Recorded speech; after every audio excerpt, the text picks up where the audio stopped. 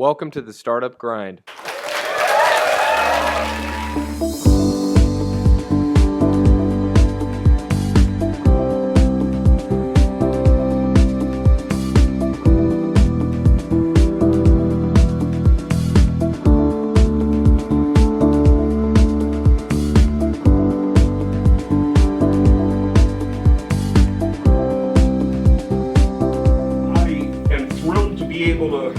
Somebody here tonight that I admire, that I've known for a number of years, as a friend, as a mentor, as an advisor, as an investor.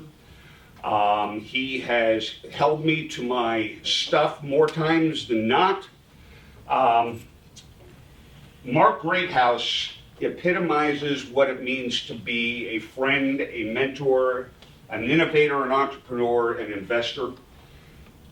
His journey through entrepreneurship spans more than 45 years of successfully taking companies from startup through exit in such fields as biotech, IT, software, telecommunications, education, e-commerce, real estate, government contracting, physical and cybersecurity technologies, and nonprofits. He currently serves as president of GTG Solutions, which is a multifaceted company offering high-impact consulting, assessment to access to investment capital, and publishing. His clients have achieved some pretty impressive revenue growth, multiples in very short times. Mark is also the managing director of the MidAtlantic Angels. MidAtlantic Angels is a very significant, influential angel investment group based here in the Mid-Atlantic. And we're going to be talking a lot about that. He's also served in top leadership roles with business and community organizations, including the American Marketing Association, Boy Scouts of America, and is a board member of the Heart of the Help a Cancer Fighter. Did I get that right, Mark? Okay. He also advises with TEDCO through their Maryland Entrepreneurship Resource List. He's a judge at the American University Co-Good Business Case Competition annually. And he spent 8 years as an adjunct professor in business at a local community college. He holds his BA from the University of Maryland and an MBA from American University. And one of the things that I did find out about Mark that I find very interesting, Mark is a noted and well-published poet and novelist. He's written a number of books of poetry, as well as working on. You have one novel done, you're working on the second as we speak, right? Something like that. So, you know, kind of a well-rounded guy. Needless to say, ladies and gentlemen, please welcome Mr. Mark Greathouse. So you mentioned my name, I didn't know who you were talking about. Yeah, right. So welcome, sir. Thank you. Where are you living now? Yeah, I look out from my back of my house onto the underground Pentagon, Side R. I live in Carroll Valley, Pennsylvania, and actually it is the underground Pentagon. It's Raven Rock Mountain that they carved the guts out, and it's where they go if there's a problem. And they actually have a tunnel that goes to Camp David. So it's pretty cool, just over the Mason-Dixon line. And it's real pretty, and got a lot of trees and idyllic. But you generally come from the Frederick. Yeah, Frederick used to be a place I used to ride through. I grew up in, or not grew up, I'm a Jersey guy, but I lived for about 40 years in Montgomery County, defense business, stuff like that, entrepreneurship. And about 12 years ago, escaped, went up to PA. No income tax on retirement, and lower cost of living. Just, anyway, made sense.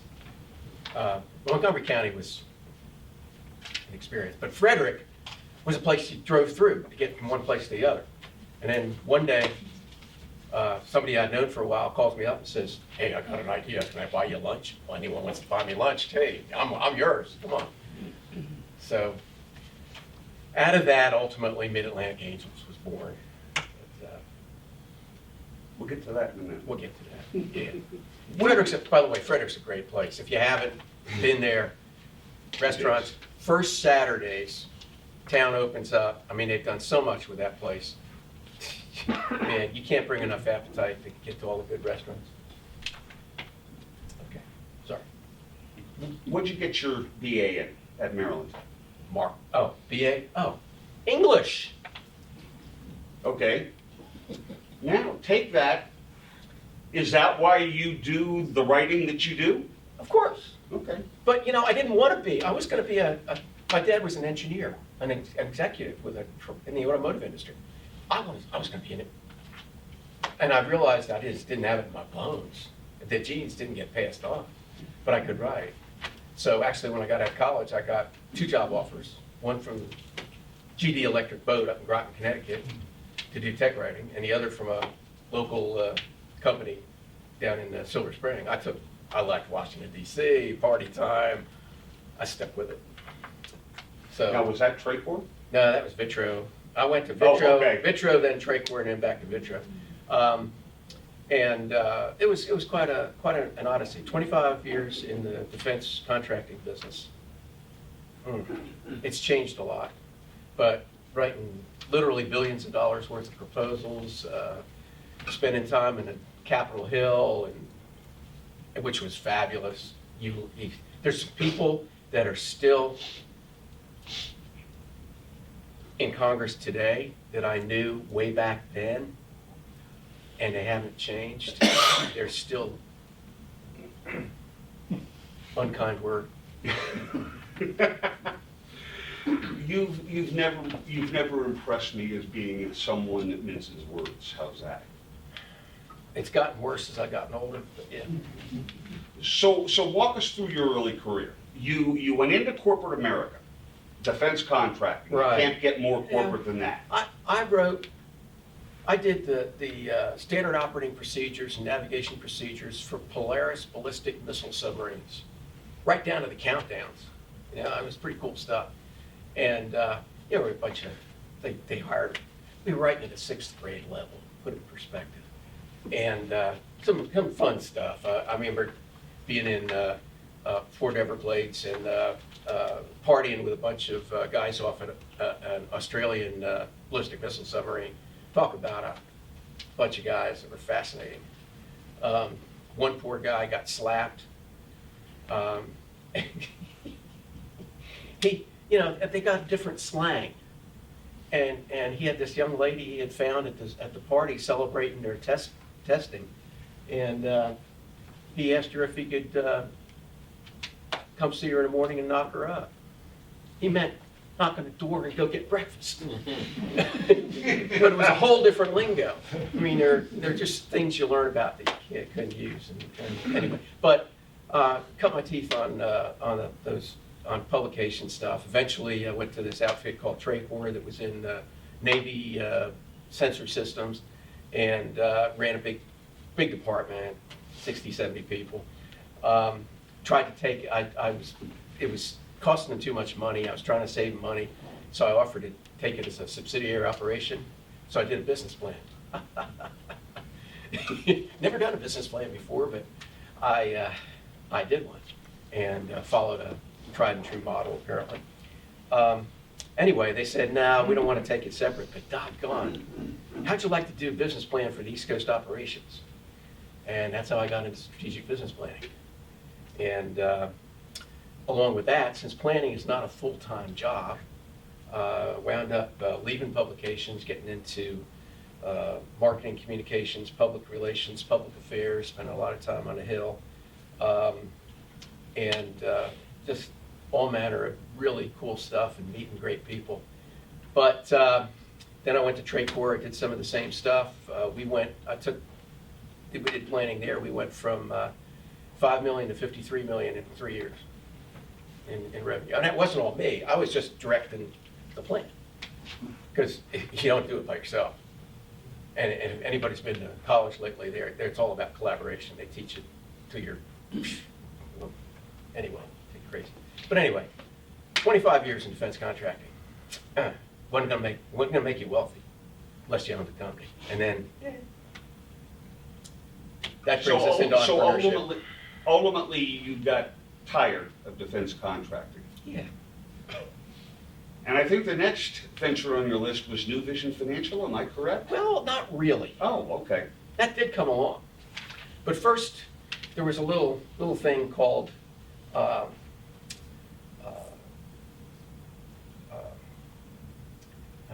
how's the best way? It was if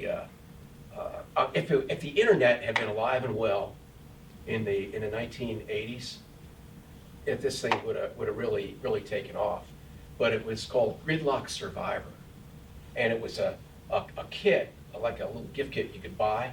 And while you're sitting in traffic, you had a CD, and you had a tube that you had a bunch of exercise wrapped around a tube. We had a book that had really bad humor, cartoons and stuff about sitting in traffic. It probably could sell today because the traffic is worse than ever. But that was really the first effort. It was me and a couple of techie guys that have been helping where I work. These were some of the guys who were first involved they were involved in cruise missile, effectively AI support, logic trees and stuff like that, to enable an E4 to do what an E8 used to do on a repair for maintenance on a cruise missile, stuff like that. So it's kind of cool stuff. But then I got into assisted living support. I had a bunch of people who were looking at putting together furnishings for assisted living facilities, which is very specialized. Anyone who understands assisted living, and particularly if you get into Alzheimer's and stuff like that, they're very special considerations. And these people, it's important. Like you learn that you want different floor colors in a multi-floor business building, so that people maybe they can remember red, but they don't necessarily remember what floor they're on otherwise. Stuff like that. It's kind of cool. Then came New Vision Financial. Okay. So I had this friend of mine. How many people here have heard of Donna Rice? Remember Donna Rice? A couple of people, okay. She brought down a presidential candidate, but she was also a Phi Beta Kappa graduate, University of South Carolina, very capable, put together a nonprofit that survived to this day. And she wound up marrying a good friend of mine. Well, it's this good friend of mine who was a CFO for a company, and he introduced me, and I should say my friend Jack, who married her, he actually took 3 companies public, so he's a great guy to be friends with. But he introduced me to this guy who used to be a senior vice president with Crocker National Bank in California. And this was about the time that Crocker had been bought by Wells Fargo. Well, they just need so many senior vice presidents, so this guy got the axe. Came east, and he had this idea. He had written several books on money and money management, and had an idea for an online marketplace for entrepreneurs and investors to meet. We called it ED Online, EDIA, Electronic Data for Investors and Entrepreneurs. It was the very first privately held online marketplace for this. And we worked with Dingman Center at University of Maryland, a guy named Rudy Lamone was running it back then, George Mason University, the Century Club, a couple other luminaries of investment capital and what have you around the area. We had a glitterati board and invested. Back then, it was about $1 million. Now, anyone who, if you want a real earful, if you could get Steve Case's ear, our AOL guy, he would be one of the first to tell you that the internet in the 90s was terrible. It was all dial-up. You couldn't make phone calls. Anyway, slow. And Machiavelli, to paraphrase, said the purveyor of a new system has a problem. He's got the enmity of those who profit from the old systems and aren't going to resist you, and then only the lukewarm support of people willing to accept a new way. So it's really an uphill battle when you insert something totally radically different. We were beyond these guys' comfort zones, if you will. So after A bunch of money. I personally lost more than I care to mention. It's your first lesson in the hard knocks of entrepreneurship. We tried to first reposition it as a portfolio management tool. Didn't work, and ultimately shuttered it after the tech crash in 2000. But in the meantime, I had the great fortune of being in the very first class of the Mindshare program down in DC, which was sponsored by NASDAQ at the time. And the beauty of that whole thing was all the relationships that got established with bankers, business bankers, investment bankers, private equity guys, investors, angel groups. It was absolutely an awesome experience. So, and I have a lot of those relationships to this day, even though we're all a bunch of old farts. So that was the New Vision thing. And then you go into, okay, what's next? So you do a little consulting, you mess around, you serve on some corporate boards, you get involved. I got elected to a local school board. In Pennsylvania, they're all local. It's 500 school districts in Pennsylvania. Oh my word. You don't want to know how bad education is in this kind of public education. It is eye-opening. It's amazing. And anybody, we have kids in our community can't write their, can't sign their name. It's terrible. Anyway,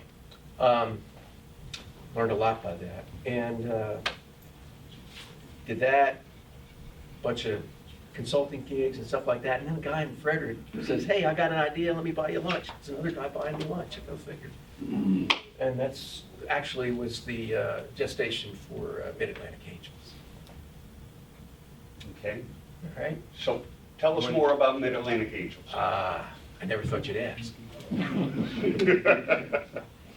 One of the things you have to understand, when I was with New Vision and some of the other work I did, I guess you'd call me the Grim Reaper. It was one of my jobs was finding out what was wrong with a lot of these early stage ventures, where they needed help, and most of them did, and then trying to find them that help locally. And we had some great people over in down in the DC area. We had a program down there called the Techpreneur Program that a guy named Mario Marino had put together. Mario had come away selling his business to Computer Associates, and he pocketed, you ready? Oh, you're all sitting, most of you sitting down. Back, hold on, he pocketed $600 million personally. Little software company. Well, Mario spent a bunch of time in the DC area after he's giving back. The way he used to throw these huge ventures, the Techpreneur Program, he'd get a whole hotel down in DC and feed us. I mean, entrepreneurs, potential investors, all kinds of people would flock. He'd get a great speaker in, and it was absolutely phenomenal stuff. Now, I have to, he turns out he's a Cleveland Indians fan, and he's in Cleveland now. Go figure. But the nicest guy in the world. He actually started a private incubator on Sunrise Valley Drive in Reston, in Virginia. Spawned a lot of companies. But to put the incubator in perspective, and considering the resources that Mario could put to something like that, it had a indoor half-court basketball. It had a room about twice this big that had table tennis and ping pong and a wet bar. It had 2 restaurants. He had common services for entrepreneurs. Sofas, you could stay there 24/7 if you're an entrepreneur. They took 5% equity on the tenants. Oh, indoor parking. I mean, and the place spawned some real. I don't know if you ever heard a guy named Raul Fernandez. I think he owns some of the Caps or something. He came out of that. They did some phenomenal stuff. It was an awesome experience, just knowing Mario. And out of that came some other angel groups, the CIT, a lot of just phenomenal support infrastructure that Baltimore is striving to emulate more and more. I think there's great things going on in the Baltimore region. I love what's happening here in Howard County. But the important part was it was private money, wasn't government money. And I was gone, your buddy that you introduced me to. I won't invest in a company that's got government money invested in it. Now, SBIRs are different, grants are different. But I'm talking about equity money. I don't want, is there red tape attached to that? I don't want any part of it as an investor. So if you're taking, some people may, don't get me wrong. But on principle, I don't think taxpayer dollars ought to be picking winners and losers in risky early stage businesses, period. How big is MidAtlantic right now in terms of, generally speaking, the number of investors that you have? I think the number that I read not too long ago was 1.4 million, 4 million, 5 plus or minus. 1.4 we've invested plus, more a little plus. We've had 5 portfolio companies. We've got right now, we just added a couple of investors. I think we're up to 18. And we're new. We've only been at it 3 years. We haven't even had our first liquidity event yet. We got 2 companies that are getting close. And when it happens, understand that we belong to the Angel Capital Association, and they have an arm that produces an annual report called the HALO report, Figures Angels. You learn that of the startups that get angel money, these are just the ones that get investment that have been screened. 70% don't provide any return, mostly fail. 70%, 7 out of 10. And the other 30% are able to achieve, on average overall, 2.5%, 2.5 times investment. So 250% investment, generally over 4 to 5 years. That's your expected patience with your investment dollars. So, it's pretty harsh. We have 5 companies we invested in our portfolio. One was in agriculture, one was in digital wallet, we have one in social media, we got one in consumer product, and one in biotech. Biotech, by the way, most angel investors won't touch because of the length of time it takes to go through efficacy and stuff like that. Most angel investors are old guys, and they're not going to wait around 7, 8, 9 years for you to get stuff that's commercializable. So biotech has a tougher time when it comes to angels. But our consumer product, it's a toy. And I'll tell you, every time I go into Walmart, I straighten out the display. And if I see a little kid there who's looking at Hot Wheels, I say, "Hey kid, look at this." They make play tape. It's like painter's tape. It's got roads printed on it. It's real cool stuff. But now they're getting ready to introduce a robotic car. Anybody who's ever done slot racing would really appreciate this. They're going to take that tape and the robotic car is wireless on the track on the center line, so you can set up your own raceways. Really cool. I think it's expected to retail at $39.95. They just introed it at the toy show this fall. So that's a consumer product. We got another one that's a social media. It's called ePray. It builds prayer communities on Facebook. It is the largest prayer site on Facebook. They got like 1 million plus page views a day. They got about 800,000 members, and they've learned how to make revenue. Guess what? What do you think? Anybody venture a guess how they're making their revenue? How many think it's advertising? Donations. Nope. It's a for-profit. Selling Bibles? Data. There are oncology research outfits out there, and they've slanted ePray toward cancer. That'll pay anywhere from $50 to $250 per research subject. So it's working. It's really cool. So we're positioning that. Hopefully, we'll see. We got some interested parties. Maybe make a buck out of it. And then the third company that's having some success is biotech. They are a Frederick company called Biofactura, run by a fantastic guy. Name's Daryl Sampe. He just got his PhD, incidentally. It's about 6 months ago. And actually, I've seen pictures of the guy before he got into this business. He makes biosimilars, by the way. He takes off-patent drugs and manufactures them more efficiently and affordably. But I saw pictures of him, and he was the spitting image of Prince. I mean, he played this mean guitar, apparently, and just whatever. So anyway, we got some great companies, and we're certainly looking to make more. We've got a great year. We've added investors. We just cut a deal with a Baltimore law firm you might have heard of called Miles and Stockbridge. And they're hosting a bunch of our events this coming year. Very exciting. They're very interested in, they got brand new offices that are just to die for. And up in the 6th floor, kind of, great vista. We all our sponsors from last year have re-upped, which is exciting. It means they believe in us.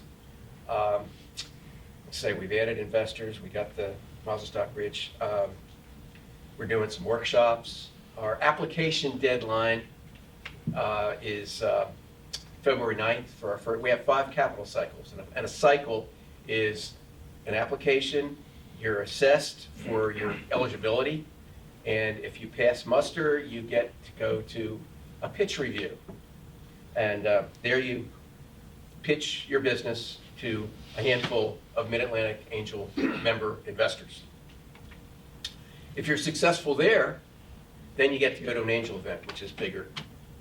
And again, if there's interest, then we have follow-up. We have due diligence meetings, and at each event we try to determine who is interested, seriously interested, and that sort of thing. We're hoping, what with the economy going, wallets are going to open, and it's going to be an exciting year going ahead. But how do you get picked? How's that for a segue, huh, Chris? You took the words right out of my mouth. Well, all right. For openers, we have an application. You submit usually an executive summary and your pitch deck, and then a business plan can be helpful. It can clear up a lot of things that are missing from your executive summary. I don't know how it works, but some people tend to write the executive summary and then write their plan. I've never figured that out. How you can do that in that sequence, go figure. But anyway, we have an assessment that we do. The entrepreneur pays a fee for time that we spend assessing the viability of the business to get in front of our investors. It costs you $250. And you get a report out of that that says, here's where you're strong, here's where you're weak, you qualify, not qualify, and if you don't qualify, here's what you got to do to get to pass muster. Sometimes it's just you haven't communicated very well, which also says a lot. But we have 20 criteria, they're weighted criteria. You have to score 90 out of 100. I think I've only had one company that made it first crack, so it's tough. Once you get picked, and we'll pick no more than 5 companies tops for the pitch review, then the investors that go to the pitch review do a different assessment, a very similar assessment, and we're looking at things like go-to-market strategy, do you have a disruptive product or technology, what's your competition look like, what's the management team look like, are your finances built bottom up, what's your valuation? Good. Boy, that's funny. People have weird. Everybody watch Shark Tank.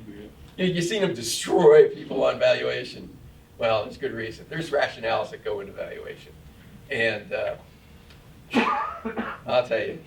And I won't tell you the numbers, but just in the case of Biofactura, his valuation, when it got down to the nitty-gritty of actually raising capital, we raised the front end of a $1.4 million raise that he did, or the first 100,000 or so. His valuation wound up being a third of what he thought it should be. So, investors have a lot to say. There's an old saying in the industry, a company's worth what somebody's going to pay for it on a rainy Monday morning.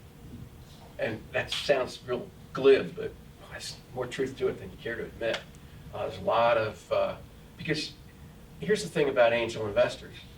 They're opening their personal checkbooks. It's not like venture capital. They still are careful, but they're using other people's money. You know, they get money out of retirement funds and what have you, insurance companies and what have you, that would take a certain portion of their portfolios and put it in higher risk kind of ventures. And venture capitalists, you're talking Series A, Series B, IPO, you're talking much more mature companies. And you'll find it interesting that an angel investor, and you've seen Shark Tank as an example, want a much bigger piece of your company to absorb that risk. But you go to the next level, Series A, and you'll get a lot more money for a smaller piece of the pie. And it really makes sense when you figure it all out. So anyway, so we evaluate the companies. Now, yeah, there's criteria, but then we go beyond that. It becomes almost like a head job. There are things we look for, like a management. Big egos need not apply. Check your ego at the door.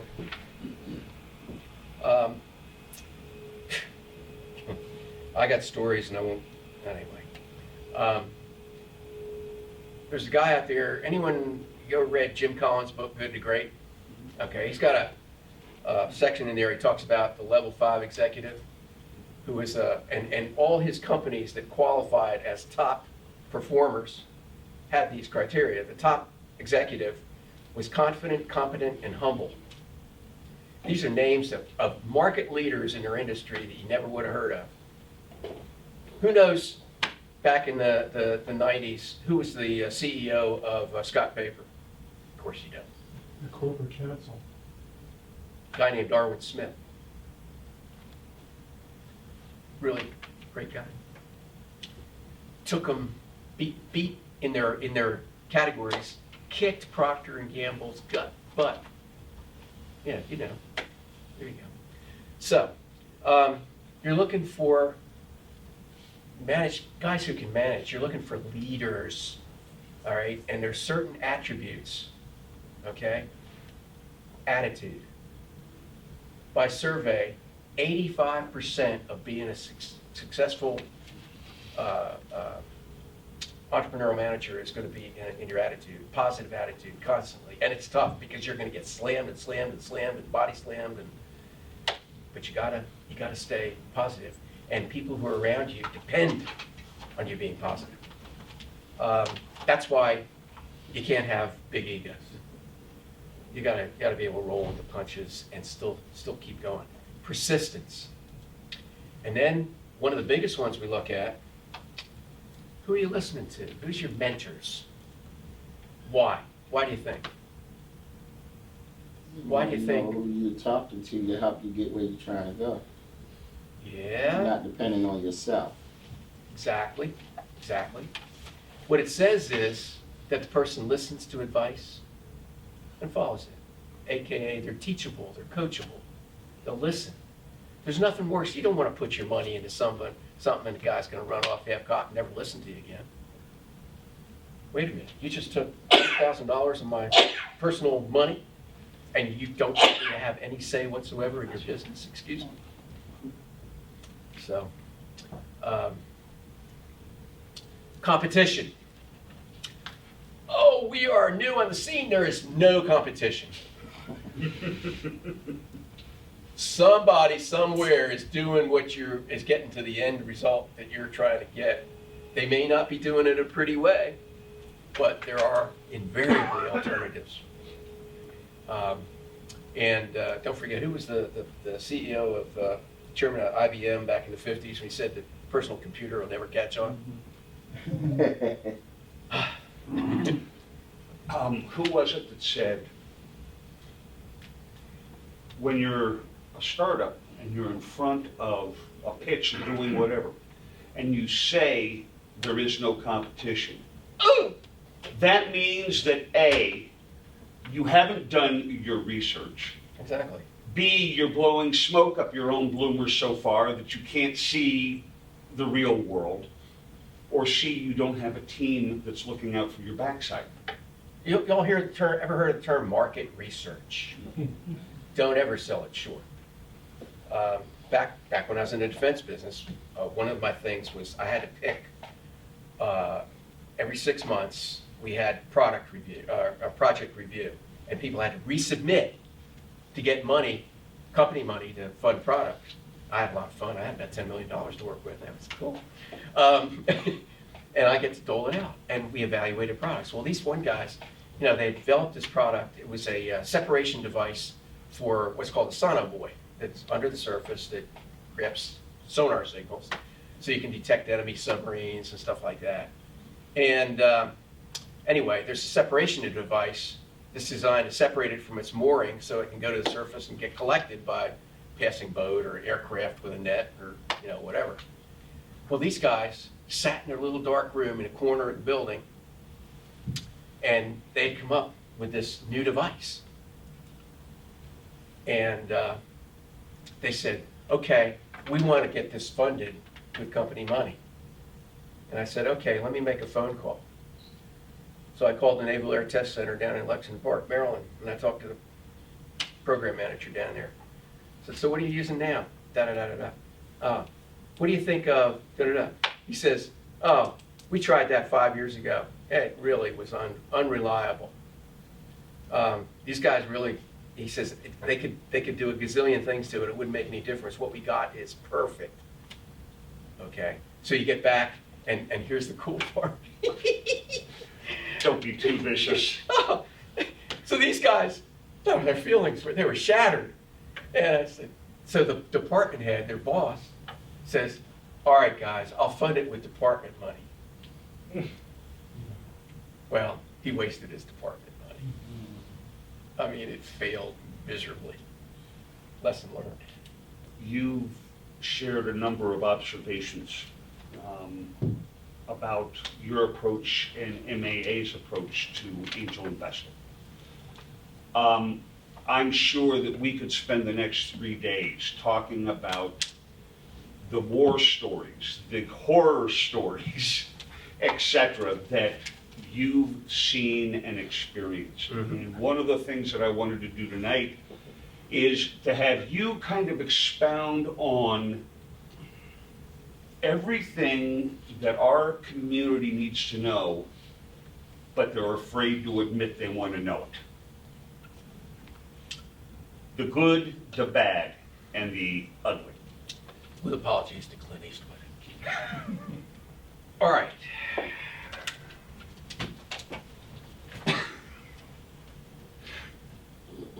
Don't be afraid to ask for advice, but be careful who you're asking advice from.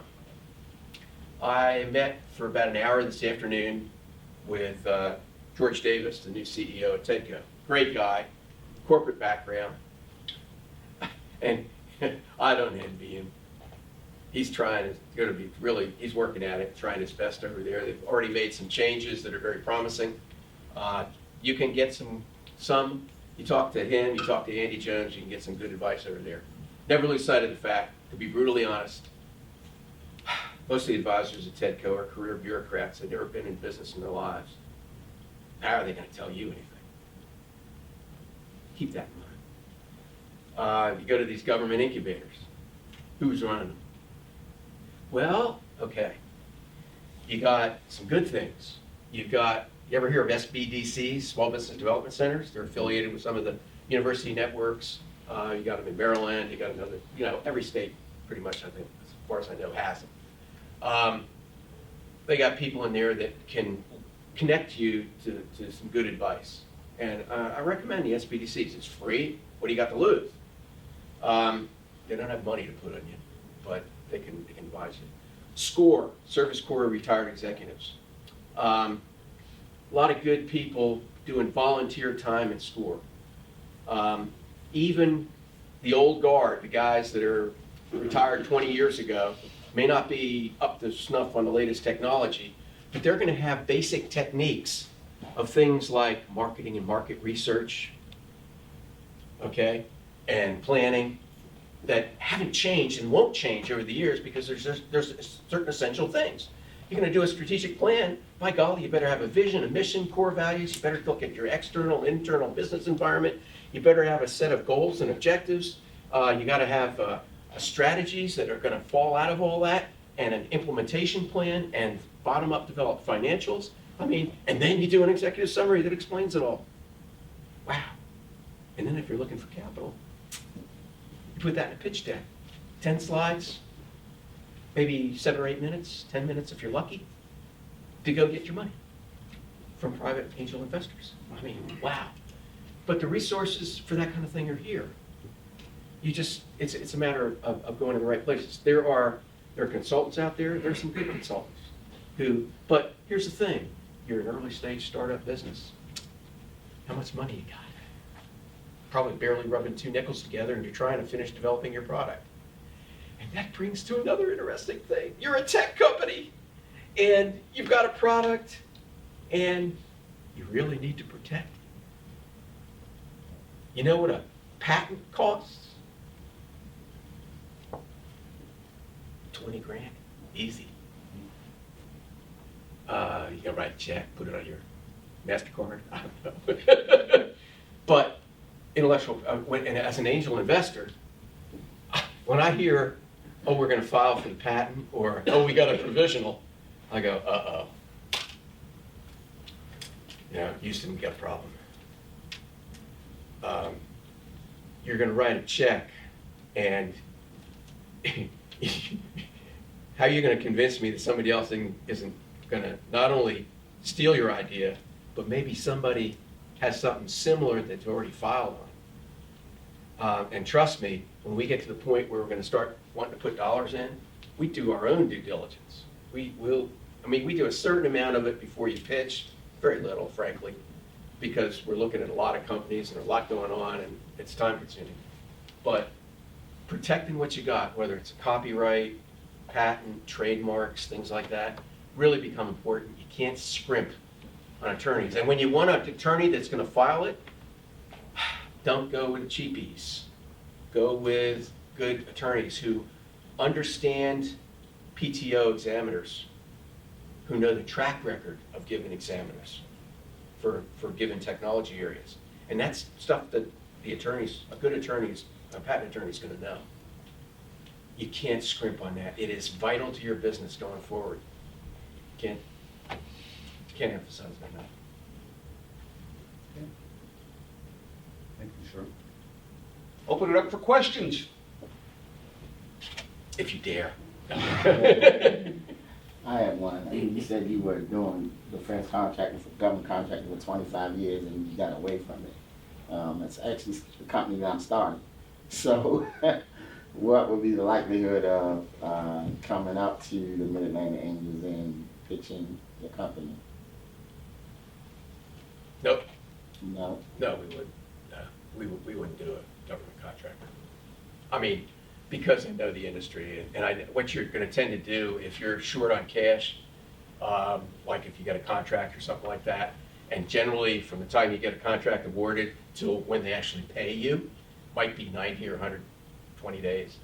You have a little thing called, there's a lot of factoring outfits out there, and so you use your contract as collateral to fund your payroll and that kind of thing. But no, we would never do government contracting. Does your website have more data on your funding cycles and the steps and the times of it? Mm-hmm. And places, and yeah, all that. But keep in mind, it's by invitation only. Sorry. Paul? Oh, at the risk of sounding like a whiner, but I'm going to say it anyway. Okay, whine away. 30 years in the business owner peer group business. Roughly 300 to 400 people have passed through my group, some for a long time, some not so long. 0 of those people were referred by angel investors or investors. And I was very interested. You're the first one I've ever heard say that one of the things you look for are people that are open for advice. Well, believe me, the advice that people get in a group of people that are also business owners, and maybe a few steps ahead of them, maybe at the same space, I've had 2 people go out of business in 30 years. And That's in awesome. me, that is not me, that's That's awesome. them. Yeah. So maybe someday an angel investor will explain to me why they don't send them to Vistage or Insight or one of those. I have my theory, but I'm not gonna say it. We're, angel investors are like herding cats. I have, every once in a while, I wear this eagle pin.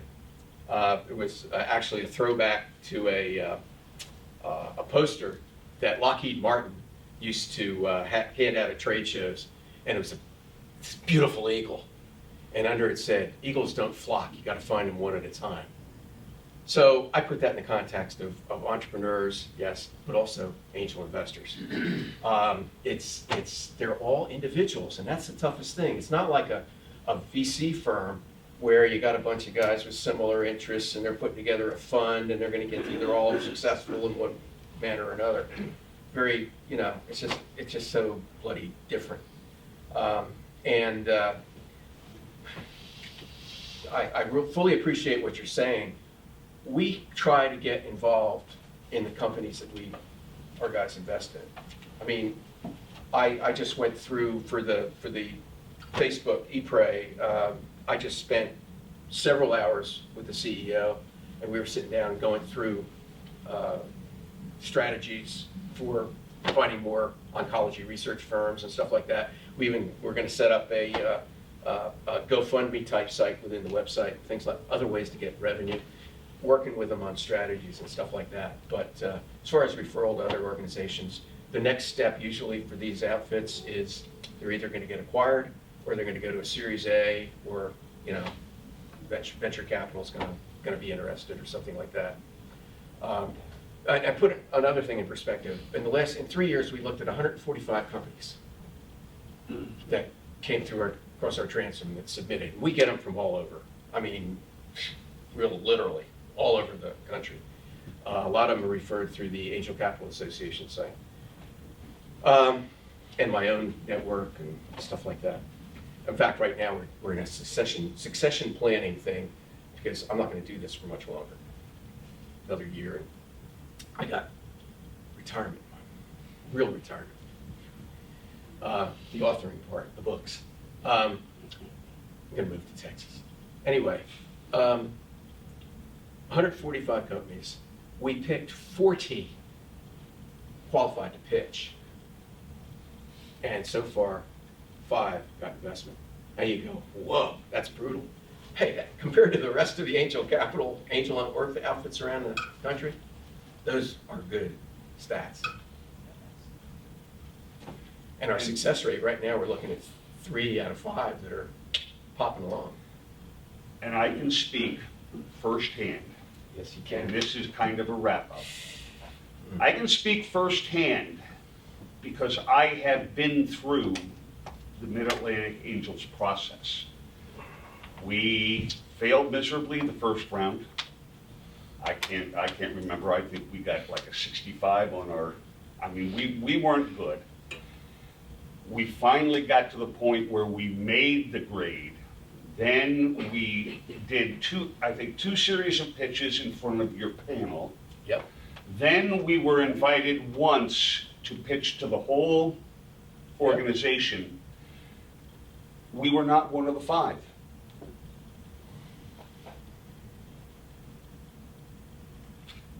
Yeah, you were. I'm sorry. Did you invest? Did you invest? Did you invest? Well, some of our guys did. That's I'm sorry. okay. So make me look bad. I'm sorry. Actually, he's making But- you look good. Well, thank you. He just doesn't want to go back to. But I can speak firsthand to the level of thoroughness and the due diligence and the advice that Mark and his whole group provided us.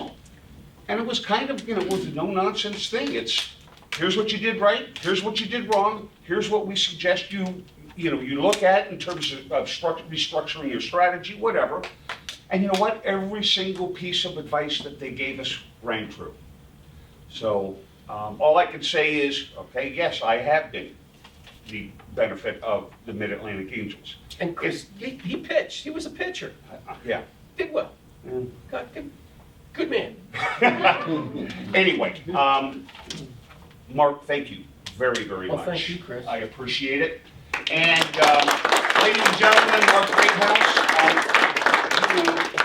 you're going to hang around for the... Yeah. www.midatlanticangels.com. We also have a blog called Angel Wonk. And he's the wonk. Yeah. You know what a wonk is? It's nose spelled backwards. K-N-O-W. W-O-N-K. Yeah, and there's, see, come away with a benefit from this evening. Mark, thanks. Thank you, Chris. Okay.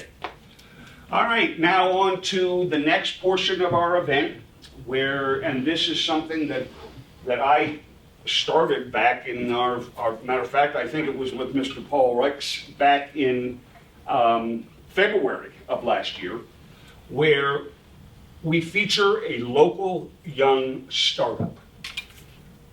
And I want them to come in and come up and share their real-time entrepreneurship journey from where they started to where they are right now. And then I asked them to share with the community a problem, an issue, a crisis, or an opportunity that they're facing right now, where we as a community may be able, through crowdsourced feedback tonight, give them an idea, a connection, or a resource that can help them solve or exploit that opportunity. That having been said, I've had the pleasure of being able to work with two gentlemen and a company that I think has some potential, a little potential. I would like to introduce Mr. Teris Pantazes of EFynch, co-founder, and Mr. Charles Paul, co-founder and CFO. Gentlemen, come up.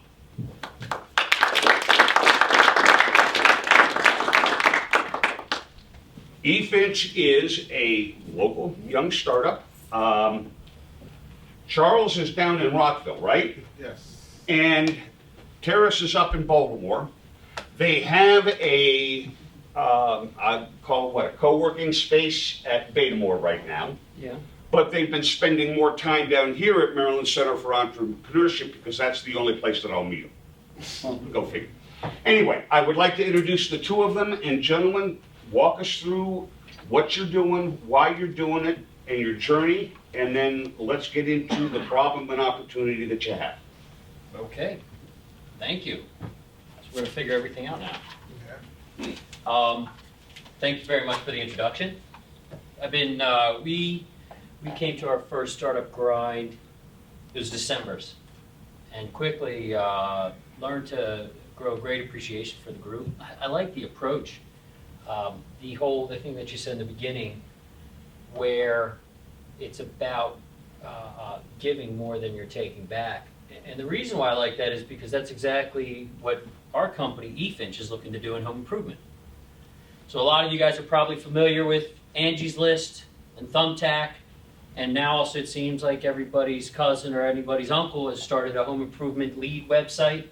And just to touch on my background, I got out of college, I worked a little for the state government, but then I started working for a real estate developer, did a lot of property management. My father had a property management company, I grew up in the business, and I got my master's degree from Hopkins in real estate, so I know a lot about real estate, and as soon as I really was setting off in that direction, I left that, I started my own construction company, and I started to kind of grow my own experience with some of the online websites, not just the uncle's lead website, but also the Angie's List, Thumbtack, those sort of groups, and spent a lot of money for not a lot of value. So you're starting to see like this entrepreneurial journey coming together. I think that probably all of us who start companies may have gone down this road where it's like, there's a better way. And looking at the service that Angie's List is giving to the homeowner, knowing my experience of how to manage real estate, and then some other experiences that I had in life that really just taught me, you can really start that journey. You just have to take that first step, which is cliche, but it's so true. Kind of led me to thinking a little bit more. And then, are you guys, anybody, or who here is familiar with the site Upwork? Okay. We took a lot from some of the model of those freelance sites. We studied true platforms. I could go into a 2-hour tirade about how, the Angie's List and the Thumbtack, those guys are not platforms. They are a modern version of the Yellow Pages, which they wear platform clothes, but they're nowhere near helping the parties that are involved. And started talking to Charles, and we dipped our toe in the water to the tune of like $30,000 of our own money. So I don't know if you count that as a toe. And the water felt good. So we did, and we officially launched October 2016. We've done about 1,300 jobs since then. We've helped a lot of homeowners. Our average homeowner saves up to 40% on their home improvement expenses by using the system that we've developed. And we recently signed a decent partnership to test out some new products, which leads us to some of the issues that we have now. I kind of stole it. Chuck, sorry, man. I was on a roll. All right. Tell the community exactly what the platform is, Okay. what it does, so that they understand what they're going to be commenting. So to start off, if you're familiar with Upwork, you get the concept. But to start off, instead of calling somebody or instead of going on a website, and I use this example because we just expanded in DC, and we got some press on this quote, and it's true. If Justice Clarence Thomas decided that he wanted to get that leaky toilet fixed, and if he called one of these major home improvement websites, you know what they would do? They would take his information, put it in a little package, and they would call up, because they don't have pre-approved baloney, whatever you hear on TV. They basically open up the Yellow Pages, and I suspect they actually still have a copy of the Yellow Pages. They open these things up, and they will call people and say, who's got $15 or $30? I have this guy's information, Mr. Thomas. I don't know who he is, but he has a broken toilet. Here's his information, his home address, cell phone number, email address, times that he's available, times he's not available, and they would sell it to anybody. So what we do is more like what Upwork does. You as a homeowner, if you have a problem, take some pictures, write a description. You're not getting the baloney, sales pitch, all that other stuff, or the guy who's paid. When I had my solar company get this for your phone number, I paid up to $600 for a lead. Well, they wanted me to pay $600. That's where I drew the line. But essentially what you do is you advertise your work. And the guy who's already working in your neighborhood, he's going to get a notification on his phone. The guy who's looking for work, the commercial construction company who has needs filler work, they're going to get the notifications that there's a job available. They respond back, they give you their competitive price, you can see their profiles.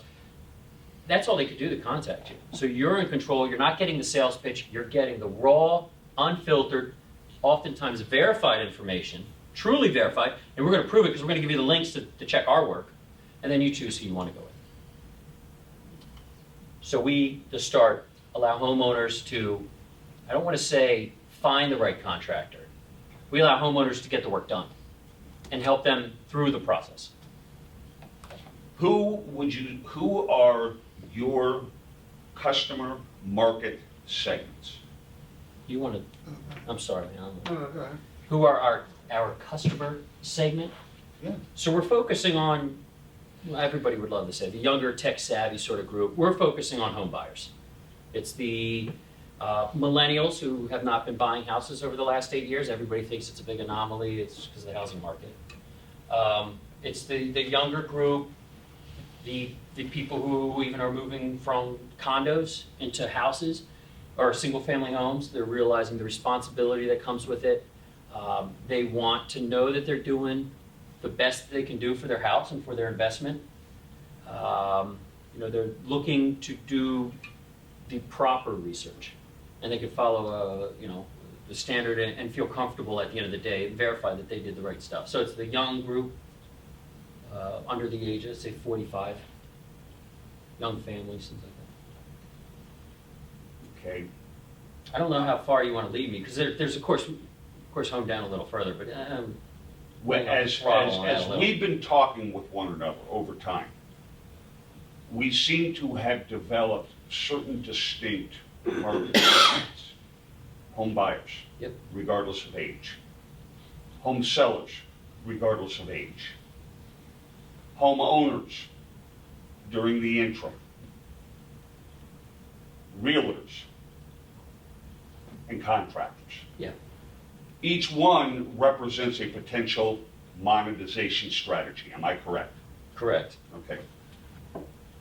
In 30 seconds, tell us how you're going to monetize it. We put together deals. We find each one of our people who use our sites, we put them in the groups at what stage of home ownership they're in. We figure out services that can benefit them. We contact our contractors and say, right now we have 3,000 members in the Baltimore area. We have 3,000 members in the Baltimore area. This many are going to be selling a house this year. If we could give you the package of these deals, how much would you be willing to do a group deal? It's that simple. That's one way that we're monetizing some of our reach. And we're offering financing in different packages to help people through the home ownership maintenance system. Again, I'm sorry. I'm sorry if I'm being vague. I don't know. You're trying to push me. I'm trying to stay on my side. This is a community, okay? Yeah. This is. Does anybody here have a home improvement app?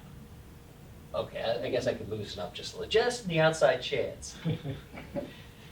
So, if you put yourself in that situation, how many people here own a house? Wait, keep your hands up just 1 second. All right, put your hands down. No, wait a second, put your hands up. If you own a house or if you're getting ready to buy a house, I mean, I admit, I still get nervous buying a car. And when you're buying a house, for those of you who own a house, you've been through the process.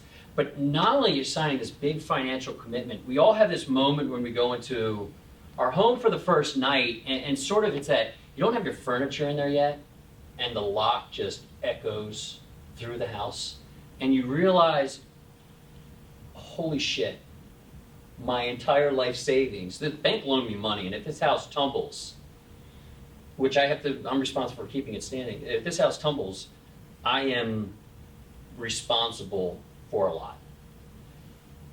What we're doing is we've broken our members into different groups in which stage of home ownership they're in.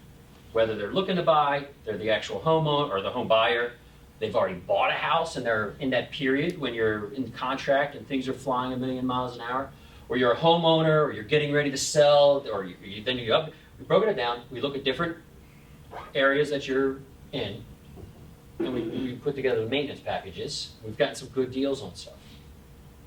I'm going to jump into the problem that we have. Not only jump into the problem, but jump into the opportunity that you've told me about. Can I ask a question? Oh, yeah, go ahead. Oh, please, feel free, guys. It's open for questions. I'm going to buy a house and I've got the building inspection in front of me. Mm-hmm. Would that be something I'd hand to you and say, help us manage? In a way, this sounds like a construction management. Yeah. For homeowners. So I would give you the building inspection, the roof needs to be replaced, the air conditioning system is on its last legs, washer and dryer don't work, and the plumbing has got some faults. I would hand that to you. You would come back to me with a package proposal of fixing all those things? You would take that list and you could upload it. Okay. And from that, now, if there's HVAC and roofing, I would recommend we break certain things out. And the thing is, we also developed something to work with realtors to help. Your realtor could help you with a lot of this stuff. And then what you would do is get back the appropriate packages for fixing each thing. Of course, the HVAC guy is not going to work on your roof. So you could actually take your home system. Yeah, basically you're going to take your inspection report, upload it to our job board, and you're going to get back bids to do the work. And then you pick and choose based on the responses who you want to go with. Well, that is truly different. Now, Angie's List masquerades like they vet everybody. I had one experience with Angie's List where I excoriated the guy who just totally screwed up. And I had to defend my attitude. I also had to pull down that review when I was satisfied that it had been fixed. Now, that what that told me is that they're watching out for me because they have vetted these people. Yeah. Oh, you're telling me they're not vetting them at all. Well, I'm not going to say that they don't vet the people for obvious reasons, one of them being financing and rubbing two nickels together, and they're not doing that. They got plenty of nickels, and I don't. So I'm going to be careful. I don't want to classify, or I don't want to give anybody the idea that's what I'm saying. What I am saying is it's very easy to get leads from some of these national sites. I'll tell you what, so I advertise EFynch as EFynch, saying I'm a platform that does this, and I still get phone calls from some of these national groups offering to sell me leads. And it's like, how much vetting is really being done? Because you guys didn't even read my ad. You just saw a phone number and the word handyman next to it. Okay, so what you've told me in the past is one of the differentiators that you guys are offering is your vetting process, is your verification process. Share briefly what you're going to be doing that's different than what's on the market. So part of our system, contractors go through I believe, a pretty strict verification process. And we check identity, we check address, we check background, criminal background check, state and national sex offendery, we check licensing, we check insurance. It's hard to really verify much more than that. But what we also do is every time we do check and verify something, underneath where we check to verify it, we give you a link. We say, here's a link where we got it from. You go check it too. Because I want you to double check my work. Because when I say I verified a guy, I want to show you exactly what I did, and then allow you to go back and make sure I did it. Make sure I'm doing what I told you. We try to be really clear what we do to verify. It's not, verified is a nice marketing word. And we found just too many people say verified is, a guy answered his phone.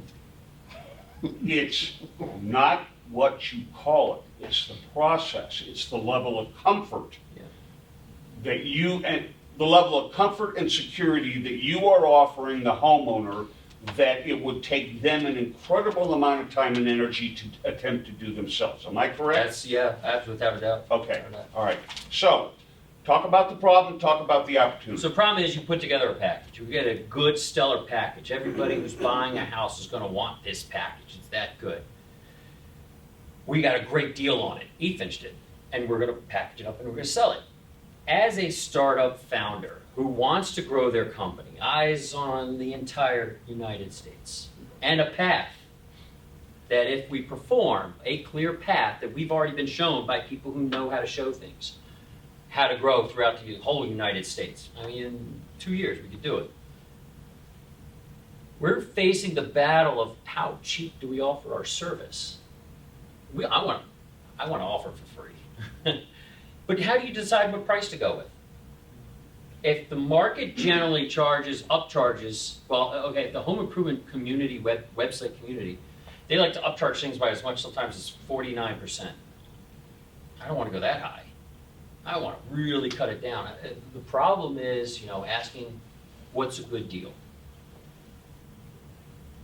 right? Well, I think it's a bit vague how you explain it. I think you should tell them what the deal is, that how it came about. So, you go ahead.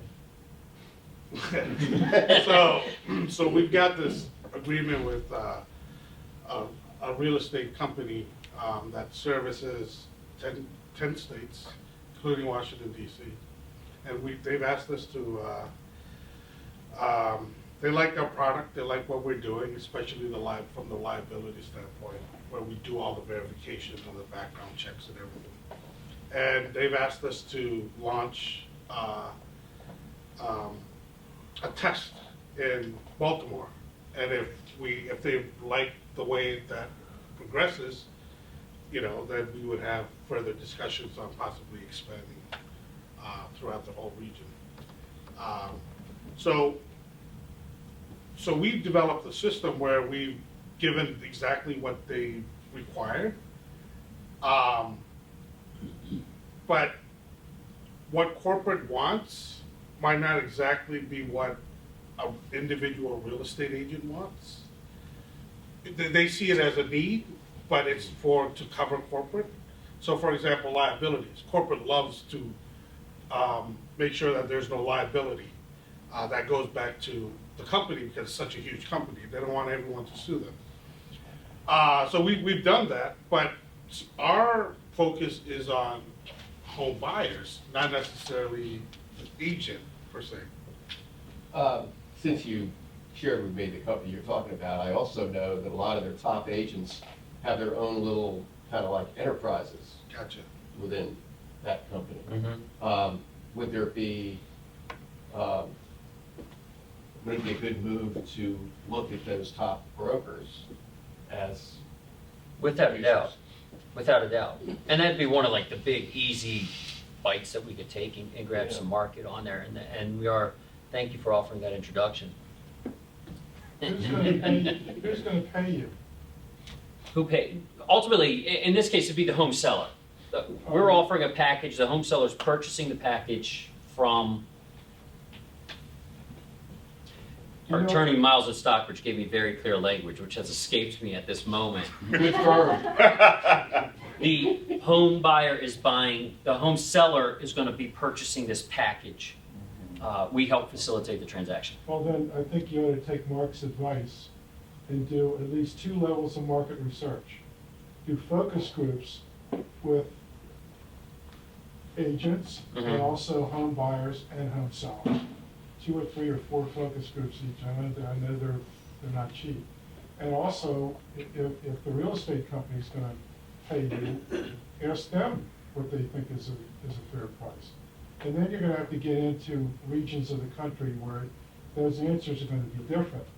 But for God's sake, ask the people that are gonna write you checks. If for no other reason than you can get them to understand, in a way, you sound a little like Uber. In a way, you sound like a construction manager. And homeowners probably aren't used to dealing with a construction manager.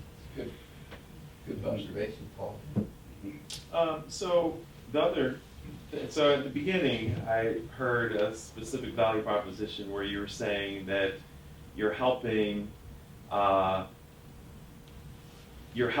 solve the issue of finding qualified people to get the work done in the home. But then it sounded like what Chris was suggesting, and you agreed to, was that what you're really offering is the security and the peace of mind Well, yeah. that stuff is going to get done. And then you were talking about package after that. So here's my question.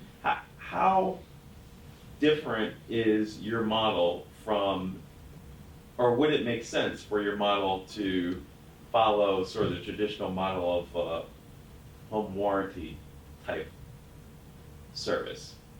So when I was the first time single family home buyer, I purchased a home warranty system, home warranty plan basically, which would cover all of my, all my appliances, but then also the HVAC and the roof and plumbing and electrical and all that. And so I paid, a certain amount per month, and that gave me the security and peace of mind, knowing that if anything went wrong, I wouldn't be out thousands of dollars at a time, right? So I'm just curious to know how does that model fit in or compete or complement what you guys are doing? Well, I think the home warranty is a good thing. We're taking that system and trying to build it a little bit further, if you're looking at it from the home warranty side. I mean, home ownership is complicated. There are multi-steps involved in anything. If a shutter falls off the front of your house tomorrow, it's a different process as a homeowner you're going to go through than if you go home tonight and your basement's flooded. That's true. And what we're trying to do, I like to say, is we're making that digital uncle. How do you take that digital uncle, market it, make it one system, sort of just like that resource that you could go to. And then inside of that encompasses the packages, the helping out the realtors. It's all sort of auxiliary to just help with the communications and verifying the communications back and forth. The good, comfortable feelings of security, which you talked about, which you're missing, the home warranty gave you, that's part of that, I don't, maybe you came up with something, that's part of the good uncle pledge. I don't know if that works or not. Joe, What's your customer acquisition cost? Because you were talking about how much you're gonna price your packages at, so how much is it costing you to get these, feed into you having someone come and try and get your site? Are you having to advertise?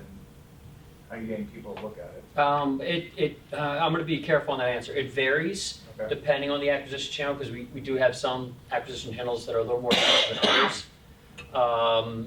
It is much less than the profit that we make off of just that first transaction that the customer would go. Yeah, I don't know how to answer it beyond that, but it could, that's not an issue in our assumptions, I think, of figuring out the price.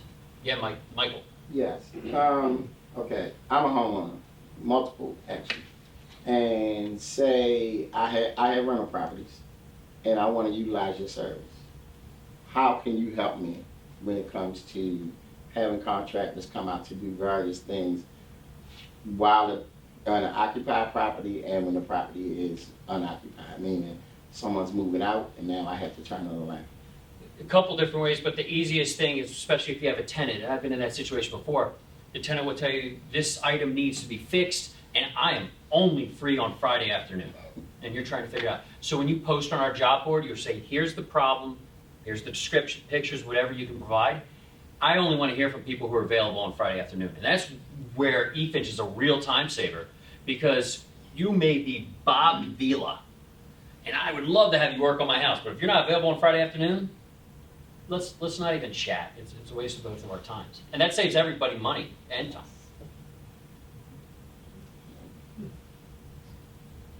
So figuring out the price.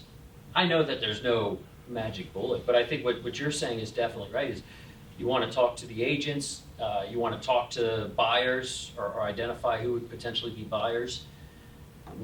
Give them the details of the package. Give them the... Springboarding on another thing Mark said about who's your competition. It isn't somebody else, it isn't even Angie's List, it's ignorance. And I don't mean stupidity. I mean, people that you're going after have no idea the control that you're giving them over their property. They never thought of it. Never thought of it like that. That's why I said construction manager. In a way, you're like what C.J. Langenfelder used to be for Bethlehem Steel. They were the resident contractors. Mm-hmm. Well, what I'm hearing is you're a virtual resident contractor, and you're a trusted source. And I love the thing that I'm only available on Friday afternoon. I mean, when the hell has anybody ever had that experience? Yeah. The best that I've been able to do is, we'll be there, between 8 a.m. and 3 p.m. Right after the Comcast guy goes. Well, one of the benefits with our model on the contractor side, we do not charge contractors to really get into the system. Now, when they go through the verification process, we do third-party background checks, things like that. They have to pay for that. So we ask for reimbursement on that. But one of the benefits by not charging a lot of money up front is our contractor base are small, independent. They're the Joe the plumber type of guys. And, the guy in a truck and a license, the entrepreneur, the small business owner, if you call them up and you say, I have a job, it's 2 doors down from one of your other jobs that you're already going to be at, or I got a job on Friday afternoon. These are guys who, when I had my contracting business, I did not understand I'll be there between 8 and 3. Those are something for big companies that they can afford to do when people call them because, they don't know who else to call. But I had to compete for my work. And if a customer said, be here at 5:30 in the morning, 5:29, I was in the driveway. So, and if I couldn't be, I didn't get the job. And that's a lot of our base. They have that mentality. I'm gonna put this out here. I don't know what you'll think about this, but so there's a growing trend in I'm in blockchain of decentralization, getting rid of intermediaries.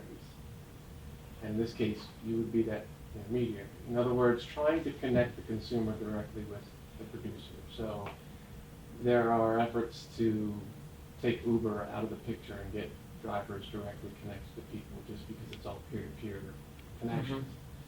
But what's happening is the people that develop these platforms, they step in, they build it, they get out of the way, and they take a boundary. They take a founder's fee. So I wonder if you've considered that model where you're building this platform, you're essentially creating a community that people can use independently from you, and if you used a cryptocurrency kind of token system around it, you would take founder tokens up front to build it, promote it, create a governance model, and then get out of the way, and let the contractors and the individual homeowners deal with each other directly. So, well, this is a good time to say that EFynch is the only way that you can pay your handyman using Bitcoin. Only way that I know of. So I am not that tech savvy to know about blockchain to the extent that you probably do, although what I read a little bit, it does flow into the model that we're trying to go for. I mean, we just want to be the communication medium that people use. And the fact is, if the plumber, if he goes in there and he says, I'm licensed, as far as being involved in that, all we're doing is saying, hey, this guy said that he's licensed and we did check that he is licensed. And here's a link for you to check as well. But we're not really trying to get too involved as the intermediary and, But even that could be part of blockchain, right? You can have an entire endorsement network where the community says that, yeah, that guy is a legitimate plumber. And because it's an immutable ledger of record, of reputation, you can trust that it's never been modified. I don't know. I'd have to look into more. I'm still more comfortable. There has to be some, what we're doing is we're saying that there needs to be some non-biased authority that's in there somewhere, some governing body. And we're not taking a big fee. I mean, just some governing body that's saying, look, these are the standards that we're all going to play by. Because when you have a completely open platform like Craigslist, I guess, is kind of open, anybody can go into it. There's so many holes in it, and there's so many problems that you end up losing public trust. And not knowing as much about blockchain, and the general public certainly doesn't know a lot about it, maybe that's a direction one day in the future. I don't know if I just step back. I haven't had a paycheck in 2 years. I'm not stepping back just yet. Jeff, Are you planning on being transparent with this markup? Obviously, the contractors, whoever, is going to be talking directly to the homeowner, so there could be that conversation going on there that, hey, how much are you paying me for this? I don't know what your contracts and stuff like that are gonna be. Obviously, back to your original problem, what fee should you charge? How do you know what that fee is? Is it a flat fee? Is it a percentage fee? Is it just a right off the top to use the EFynch platform, we're gonna charge you a one-time fee? I don't know how you're structuring all that, but depending on the level of transparency, or the level of trust you're putting in your individual contractors when they go in the house to actually discuss rates and possibly undercut you. And then the second part of the question is, are all the payments, I know you mentioned Bitcoin, are all the payments going through the EFynch platform, or are they going directly from consumer to contractor, under the table, behind your back? How are you working around that? So kind of a two-part thing of your control over this financing transaction, and then if that's part of it, that's another service that you're offering, and they don't have to worry about that. You can also add that into what they're paying for. I think it's making sure the customers are getting the benefit and then seeing what they're paying for. Yes.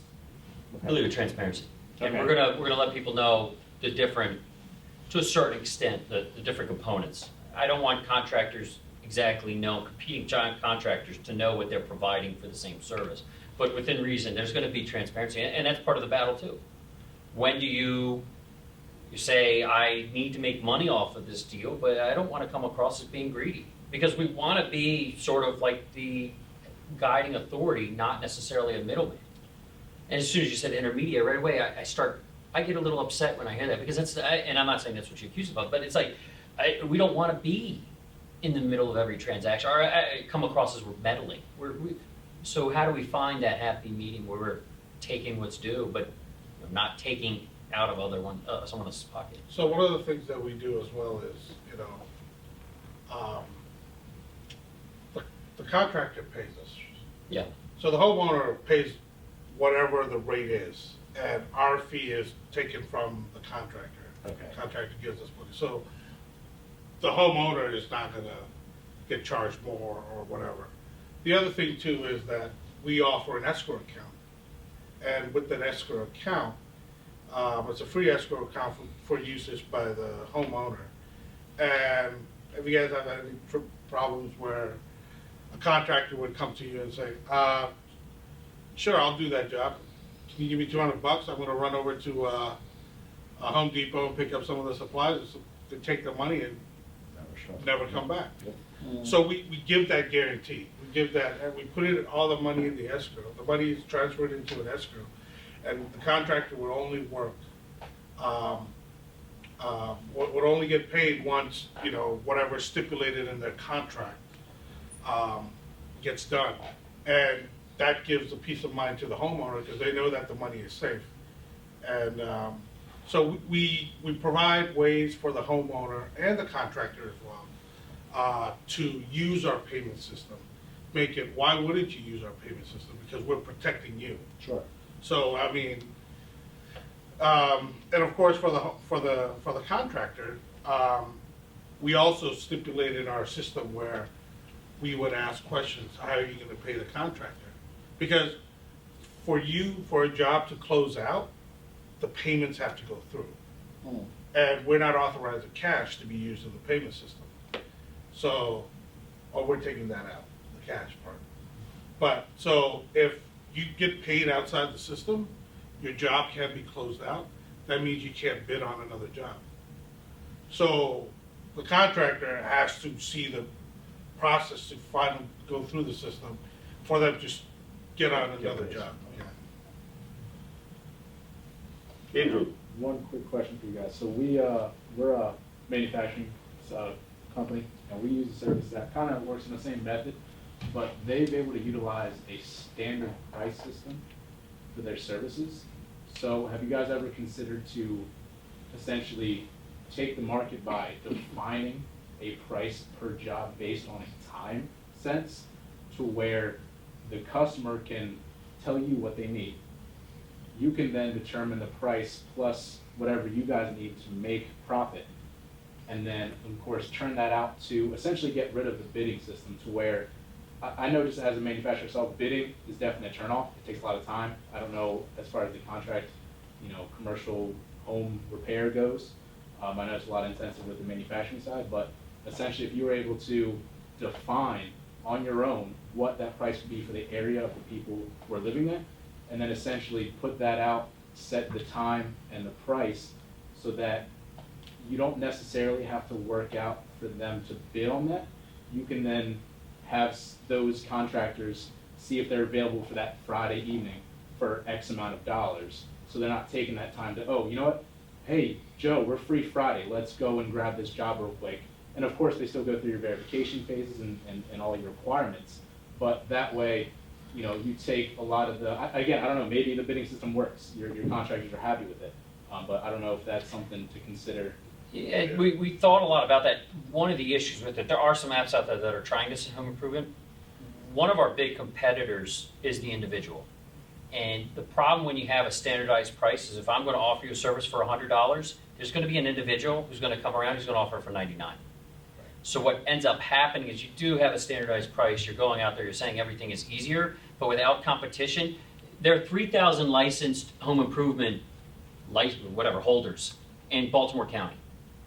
So if I put out a standardized price, in theory, I have 2,999 guys who may try and undercut me by a couple bucks. And they may have, Bob Vila may be in that mix. So the homeowner's going to say, hey, why would I use EFynch if I can hire Bob Vila for half the money? I always use Bob Vila. I hope you guys know who he is. But to follow up to that question is that, yeah, we have, as Teris mentioned, we have discussed that, but that'll be down the road, where what we would eventually lead to towards down the road, and this is something we've been discussing, is that based on the data that we would acquire over whatever, so many, bids come in, we would gather the data, and then we would say, for example, if you live in area code 20850, that's where I live, over the past 2 years, the average price, trending price for, say, fixing a toilet is such and such. That would give also guidance to also contractors, as to see, all right, well, this is the acceptable rate that people have been paying for this time, this property. So, I mean, it's all, as we gear up, as we continue to gather more and more data, and we're getting a lot of bids, people, and so we're able to, eventually down the road, craft that data to where, it becomes more of a resource down the road. In an escrow situation, how would you handle conflict? Customer's always right, first Okay. and foremost. So like Teris mentioned, we don't try to get in the middle of everything. We just offer the platform for communications. So what we do is plus the law is clear that, the law is always on the consumer side. The laws, if there's conflict, the law stipulates what should happen. We Yeah. just help make sure everybody stays within the confines of the law. I think the answer. Yeah. It's just that could be time consuming. What's that? That could be time consuming to handle those situations. Absolutely. Yeah. I've been there. We're there on a regular basis. We still get drug into things from time to time. We try to help out. The eBay model is a good one that we follow. Okay, ladies and gentlemen, I want to thank you. That concludes our formal presentation. Teris, Charles, thank you. Ladies and gentlemen,